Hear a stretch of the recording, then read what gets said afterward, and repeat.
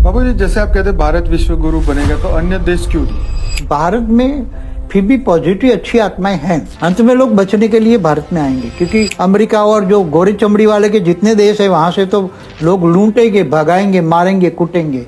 तो अड़ोस पड़ोस के देश है हमारा, उनका क्या होगा? बांग्लादेश, नेपाल सब सुधर जाएंगे। सुधर जाएंगे।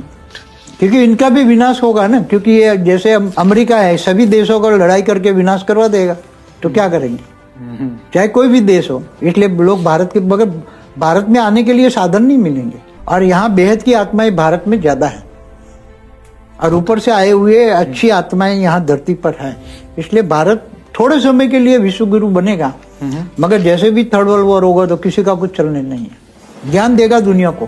क्या हम ये कह सकते हैं कि हमारे ब्रह्मांड में इस वक्त जो सनातन वाली आत्मा है, ये इसी ब्रह्मांड की है या कहीं और ब्रह्मांड से? देखो, सनातन मतलब सनातन, जो हमेशा शाश्वत है, हमेशा रहती है, इसकी विनाश नहीं होती, तो वो ब्रह्मांड की तो नहीं हो सकती, महाब्रह्मांड की भी, गैलेक्सी की भी नहीं हो सकती, यूनिवर्स की भी नहीं हो सकती, क्योंकि मल्टीवर्स भी जन्म मरण के चक्कर में आता है।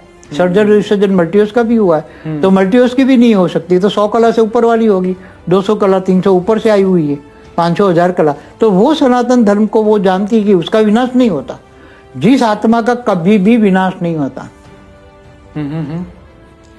महाकाल प्रलय में भी उस आत्मा का विनाश नहीं होगा, वो सनातन धर्म की आत्मा। क्या है अस्तित्व का अंतिम सत्य?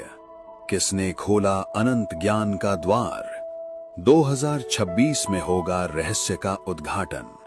परम शांति, अंतिम परम सत्य।